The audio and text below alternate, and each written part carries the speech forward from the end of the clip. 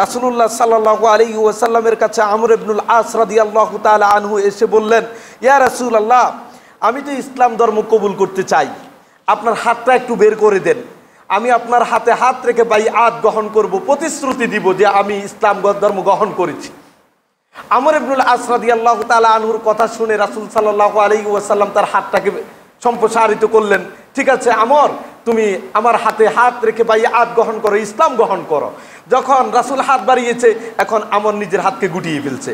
রাসূল সাল্লাল্লাহু আলাইহি সাল্লাম বলল, মা লাকা ইয়া আমর, কি হয়েছে তোমার? তুমি বললা আমি হাত প্রশস্ত করতে, তুমি আমার হাতে হাত রেখে ইসলাম গ্রহণ করবা, এখন আমি হাত বের করলাম আর তুমি হাত সরিয়ে নিলা, কারণটা কি? তখন আমর বলল, আশতারি তু ইয়া রাসূলুল্লাহ, আমার একটা শর্ত আছে। কি শর্ত? শর্তটা হলো আইয়াক ফিরালি, যে আমি ইসলাম ধর্ম গ্রহণ করতে চাই, এই শর্তে আমার পূর্বের সব পাপ কি ক্ষমা হয়ে যাবে? সুবহানাল্লাহি বিহামদি। আমার পাপ ক্ষমা হবে কিনা এই ঘোষণা আপনার থেকে আগে শুনতে চাই। রাসূলুল্লাহ সাল্লাল্লাহু আলাইহি ওয়াসাল্লাম তিনি বললেন, আমা আলিমতা আন্নাল ইসলামা ইয়াহদিমু মা কানা ক্বাবলা, হে আমর, তুমি কি জানো না যেই ব্যক্তি কুফরি থেকে ইসলামের মধ্যে প্রবেশ করে সাথে সাথে তার পূর্বের সব গুনাহকে ধ্বংস করে দেওয়া হয়। সুবহানাল্লাহি বিহামদি। ওয়া আন্নাল হিজরাতা তাহদিমু মা কানা ক্বাবলাহা, আর যে ব্যক্তি আল্লাহর জন্য হিজরত করে, এক জায়গা থেকে আরেক জায়গায় চলে যায় আল্লাহর সন্তুষ্টির জন্য, ওই ব্যক্তির হিজরতের আগে যত পাপ ছিল সব পাপগুলিকে মাফ করে দেওয়া হয়। ওয়া আন্নাল হাজ্জা ইয়াহদিমু মা কানা ক্বাবলা, আর যে ব্যক্তি আল্লাহর জন্য হজ করে, আল্লাহর সন্তুষ্টির আলোক অর্জনের জন্য হজ আদায় করে, তার জীবনের পূর্বের সব গুনাহকে ক্ষমা করে দেওয়া হয়। সুবহানাল্লাহি বিহামদি।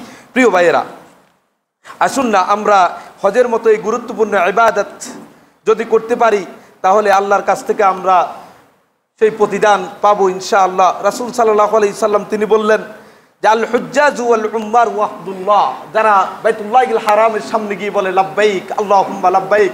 দেখেন না ভাইয়েরা, দুটা ইহরামের কাপড়, যেটা কাপড়ের কাপড়, কাপড়ের কাপড় পরে ধনী দরিদ্র, বড় ছোট, উঁচু নিচু, রাজা মন্ত্রী, সাধারণ মানুষ সকলে একাকার হয়ে শুধুমাত্র একটি বাণী উচ্চারণ করছে, লাব্বাইক আল্লাহুম্মা লাব্বাইক, হাজির আল্লাহ তোমার দরবারে হাজির, লাব্বাইক আল্লাহুম্মা লাব্বাইক, লাব্বাইক লা শারীকা লাকা লাব্বাইক, আল্লাহ তোমার দরবারে হাজির হয়েছি, তোমার কোনো শরীক নেই।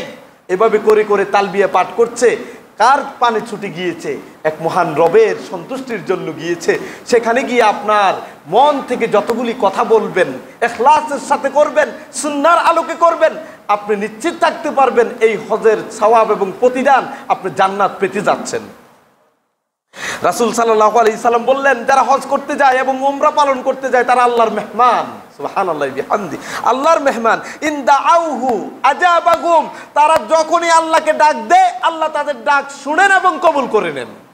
ওয়া ইন ইস্তাগফারুহু গাফারা লাহুম, এই আল্লাহর মেহমান হাজী এবং উমরা পালনকারী এরা যখন আল্লাহর কাছে ক্ষমা চায়, সাথে সাথে আল্লাহ তাদেরকে ক্ষমা করে দেন।